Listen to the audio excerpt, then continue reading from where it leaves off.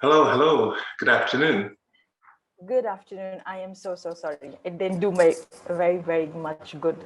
I tried, but And how are how is you? you? I'm good. I'm good. How are you?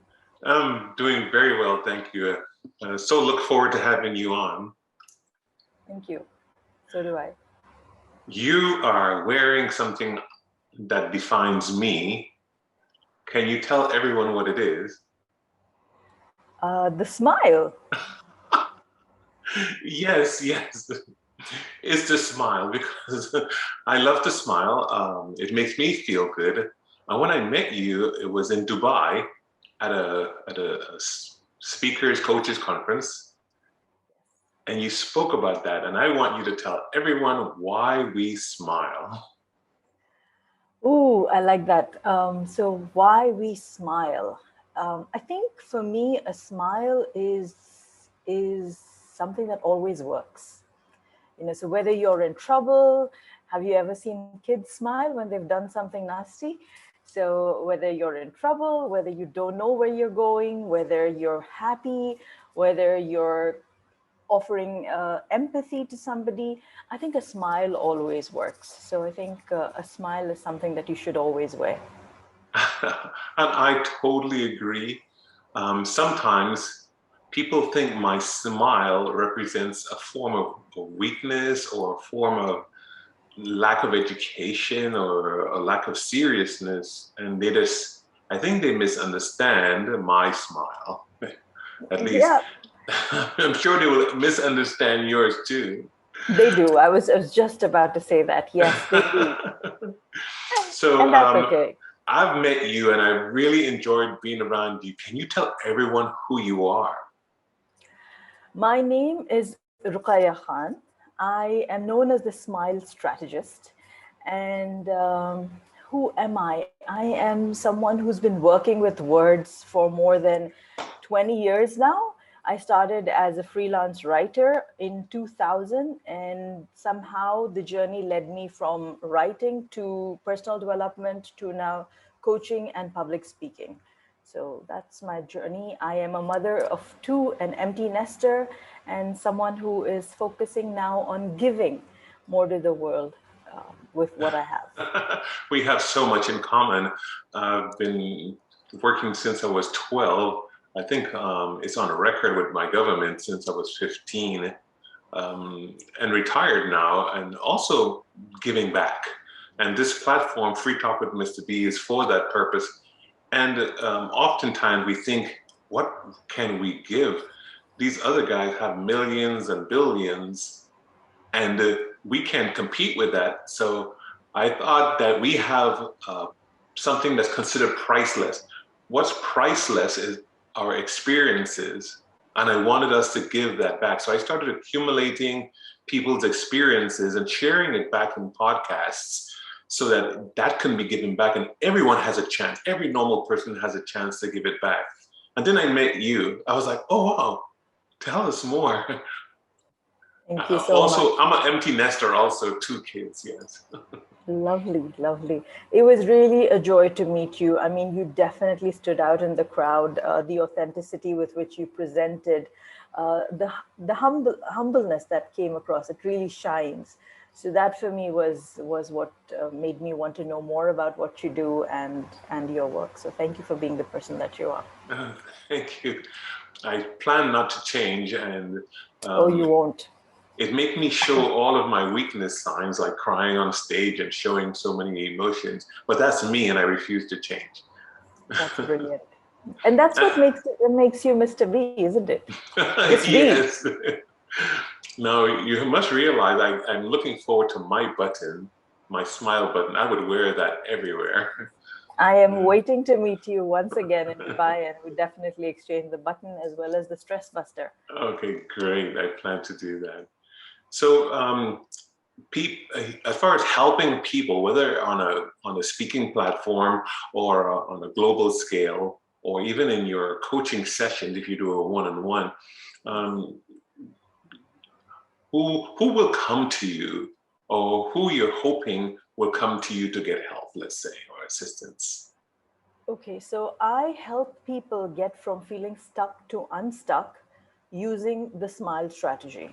So while I do run one-to-one sessions, I run a mastermind program, and this largely comprises of people who want to, get from wherever they are right now in life to the next level. And these could be students, these could be moms, these could be people in the corporate space. Anyone actually who is feeling stuck in life is welcome to join me for coaching conversations. And also the mastermind I run is called Reset for Success. So the idea here is, how can someone do daily actions? So the mastermind gives you daily actions that you can do to build habits towards success. So whether it's individual or corporation, they can still seek your service to motivate that individual or to motivate their entire team. And imagine, oh, I've been in the corporate world for over 30 years, so I've had so many people come in. So imagine you in a corporate office with all of the staff, HR leading them off, and you're giving them SMILE support. The one behind you is quite soft, yes? Yes, that's a stress buster. The stress buster, yes. Yes, so you could squishy ball. Yeah. And I can see you talking to everyone on the staff, each of them holding one of the stress busters, and maybe they're even smiling while doing it. Oh yes, and it's fun because when you work in a corporate team, when you're doing the team building exercises and you're using a smile, then what happens is people begin to then hold each other accountable for it after the session is over as well. So it's not like I'm there, I present, and I'm gone in half a day. It kind of stays, the smile stays for later on as well. And then people know how to kind of pull each other up with using the smile even post the sessions. And that's the beauty of it. Right. At the same time, I knew I was being facetious because I know I could smile, smile, smile forever. But your acronym SMILE, it translated into certain meaning, true? Yes, yes, Tell it us. does. So it translates into silence the mind. S stands for silence the mind. M is manage your attention. I is identify the intention. L, let things go. And E is energize the possibilities. So that's what it is. 5 Very steps. good. And how have the audiences and your service has been going in the one part that where the intention, because I know that gets complicated in some environments. What are our intentions? Whether we go to work or go into a relationship, we must have intentions. Yes, it's very important. And I think when you get on a project, again, if someone's feeling stuck and want to get unstuck, what's the intention behind it? Why do they want to do that? Are they doing it for themselves? Are they doing it because the world expects that of them? Or because it's just uncomfortable where they are? What is going to be the fuel that is pushing them forward? So that's the intention for me. And until you get your fuel right, your car isn't going to go properly far enough. Imagine using the wrong fuel in your car, and it's obviously going to break down or something's going to happen, and then you're going to need some more help. So identifying what fuels you is how you can be sure that you will keep pushing forward, keep making progress. And so with that in mind and all the other attributes of SMILE, there must be an end game, because how do they translate how they feel about that intention into making the group win, for example? Because from a corporate perspective, we always want the group to win as compared to this individual self-interests. Yes. So the end game is, I think, I'd like to take a step back and say that if it's the individual that wins, that's when they feel important enough within the framework of the team so that they begin to contribute. So I'm looking at it from the other perspective, where I say that, yes, the team is definitely important, but within the team, if you haven't addressed the individual, then how is the individual going to shine and feel like they are part of the team and then move forward? So Okay. I didn't know. Yeah. And maybe I'm putting the, remembering my days in our energy industry, and when I put out the intention, I wanted to make sure everyone know where the team is going, because some individuals within the SMILE arena may have different goals and they may have different intentions, but if it fit into the cog of the team, it was quite okay.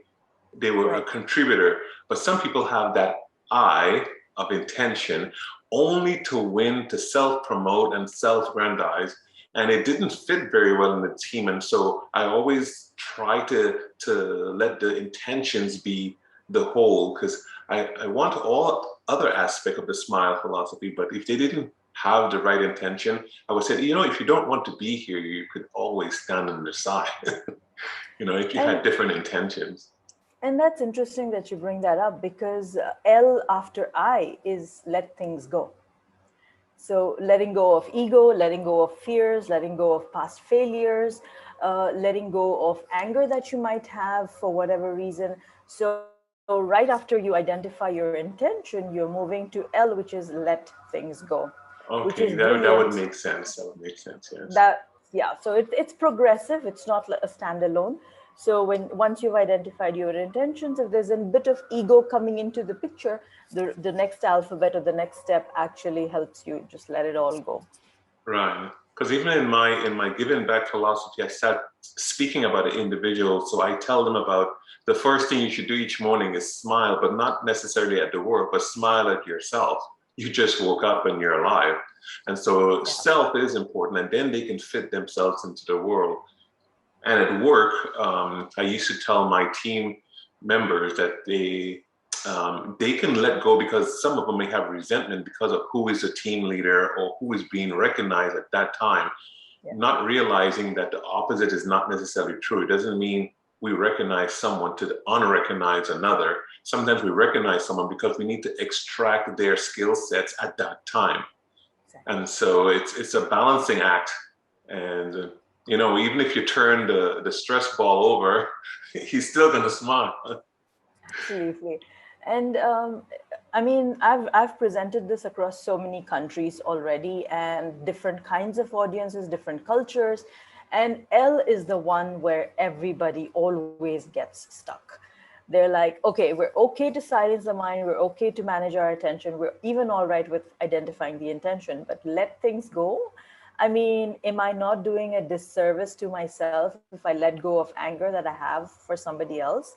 But that's when I start them all over. It's like, okay, it looks like you didn't get the lesson. Start with silence your mind again, because here your ego is speaking. And here you are speaking about forgiving the other person as if you were doing a favor to them. But actually, by forgiving others, you're doing yourself a favor. You're letting go of that baggage, right? Right. So that's so important. And it sounds so compatible with what I talk about, because giving back, if you forgive someone as a means of giving back, you're freeing yourself, because you're receiving some sense of penance. You're receiving some sense of freedom. You are able to let it go, so you become free. And so if you become free, means you didn't just give someone something, you receive something, you receive freedom in exchange for letting it go. And so that's a form of giving back. And so same thing, it's kind of really important to always share. And I like the way you share, because in any country, in any language, it's very, very hard to disguise a smile. Yes. And so the approach is very nice. Thank you. And as you say that, what comes to my mind is nowadays, given the world that we're living in, everyone's wearing masks. So even though you're wearing a mask, if you smile from within, if you really smile, like the joyous one, it reaches your eyes. Yes. And you could be wearing a mask, but the other person can still see it. And that's the beauty of a smile. It can never be hidden. Yeah. The pandemic time helped us realize that the eyes are beautiful, when we took it for granted before. And so many smiles were there. And so I did not like to wear a mask, because I think people think I'm very stern or mean, because I could look like that with the mask on, and then I take it off and they will see my smile. But I was I did try to make sure it came from within and that my eyes stayed smiling. Absolutely. So, so important. Yes. Very, very, very nice. And so, where do you plan to go from here? Where do you go from here? What's some of your next events and things? And even along with that, how can people find you for your services quite accurately? Brilliant. So how they can find me is I have, of course, my website by my own name, ruqyakhan.com. That's where they can reach me. I also do daily videos on my YouTube channel, again, under the same name, Ruqya Khan. And these daily videos have been going on since more than 3 years.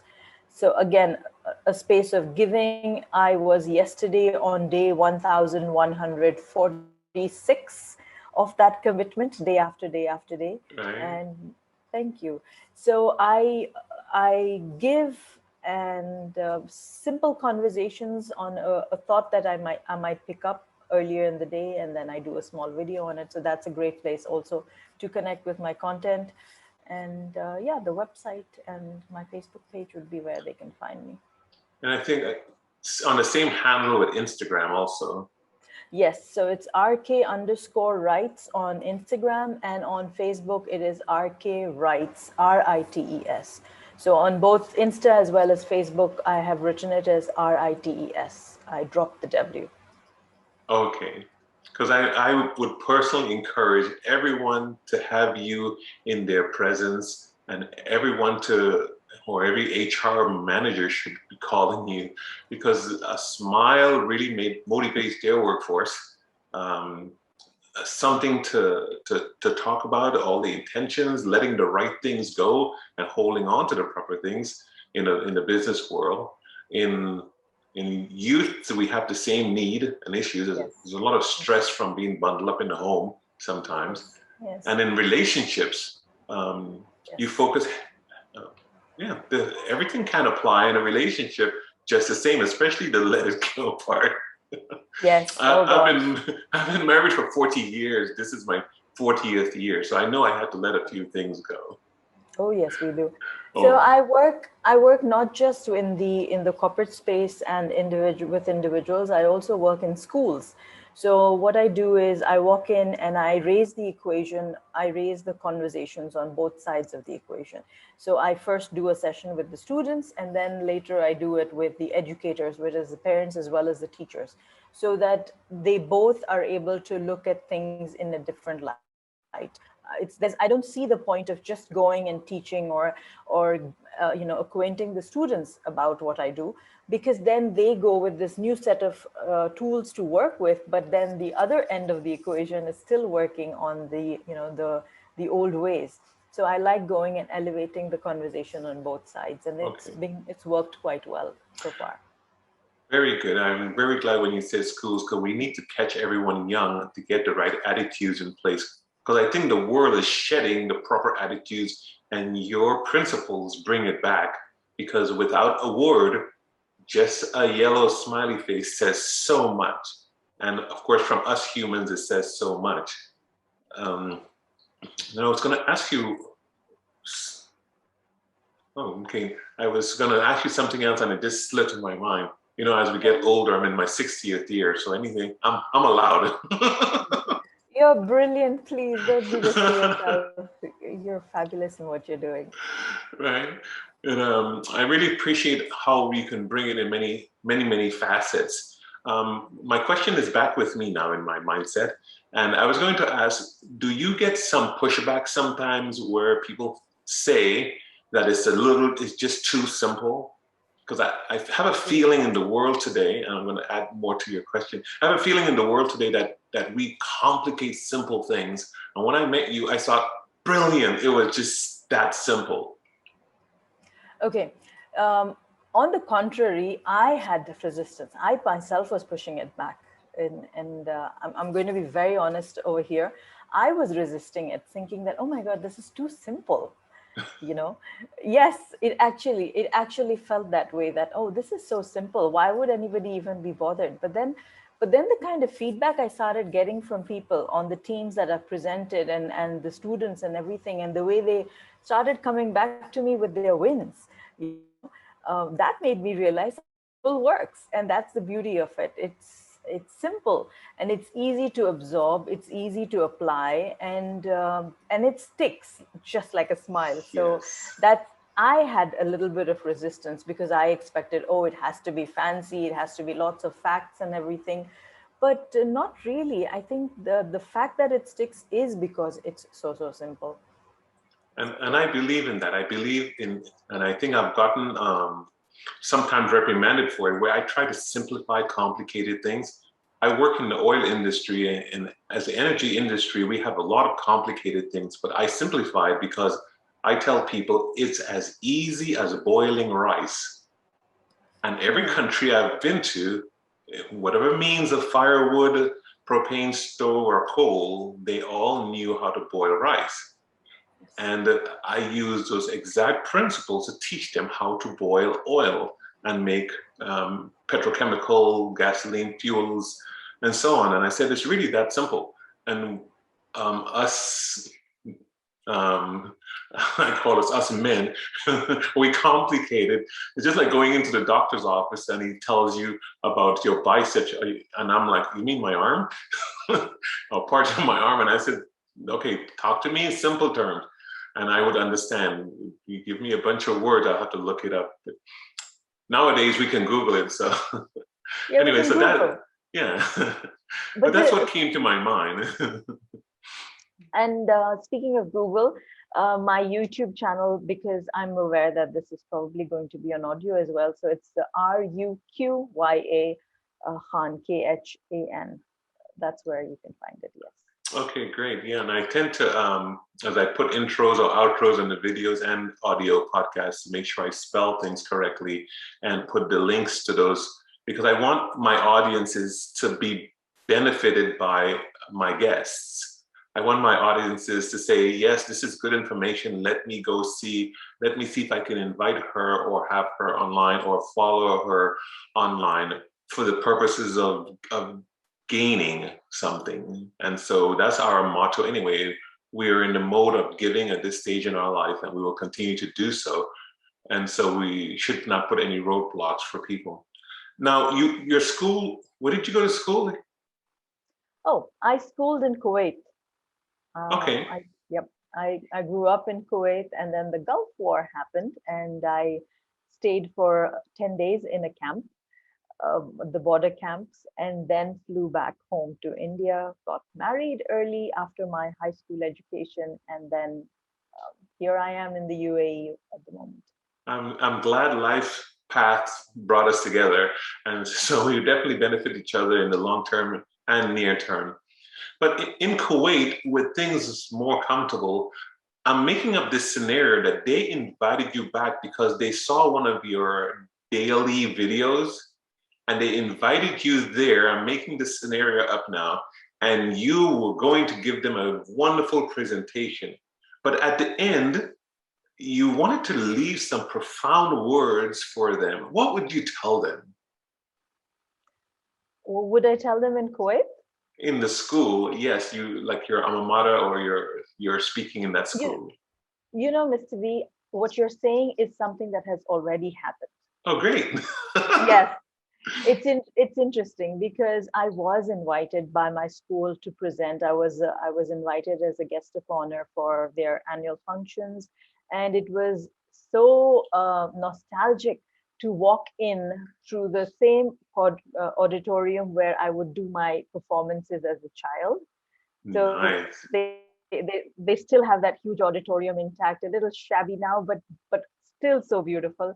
Walked in, and I got this roaring applause from the students on either side sitting, and it was 400 students, high school students. And I walk in with this applause, and they celebrate me for being, part of this school. And it was beautiful. I ran my Smile workshop for the students, and I think more than me giving to them, what I received was my English teacher from grade 7 and 8, who appreciated me still. So Very nice. so so that's that was like the biggest award or biggest whatever I could have gotten. So if you ask me to pick my most special speaking memory, that is the one that sticks out always, any day, no And I matter don't what else know, I do in life. I don't know if you spoke to the group as from the podium at that time. Yes, I did. Okay. If you remember, you can tell us what you told them at the end, or what you would have told them if you had even a little bit more time. There's something that you want to leave with them in memory, the last few words. The last few words I told them was to trust themselves, Ah, nice. to completely trust themselves and to know that they have wings within them, and just to make sure that they say what they feel and stand for, because I believe that the community and the expectations of parents sometimes hold your words within you. You know, you hold your words and then they stay inside of you, and then you have these regrets for later. So I just felt that that is the message that they should receive, to trust themselves and what they're thinking and what they're feeling. Thank you so very much for that, because I asked all my guests to give back at the end of this podcast. And you know, in our education and schooling, we know the last words are the most remembered. And so it's what I was asking for. And that was important to me. And I'm sure that they did not forget what you tell them, and very inspirational. And so now we will have this again into the electrical ecosystem forever. And we all can benefit from those words. Brilliant. Thank you so much. I really want to thank you for being on. It was a pleasure for Free Talk with Mr. B to have you on, and others like you. And as we all support each other, we seem to be on the same avenue of a point in our life where we can give back. And it's just a pleasure to be in that space, and it's a pleasure to be around you. And I think I get to see you sometime this year again. Yes, you will. When you're visiting, because of course your smile pin is to be given to you, and I'm Yes. I'm really looking forward to it, and I'm looking forward to hosting you on my own show very, very soon. Yes, and I look forward to that. Thank you so much, and I appreciate you being on. Thank you. Same here. Take care. God bless you. You too. Take care. Bye-bye.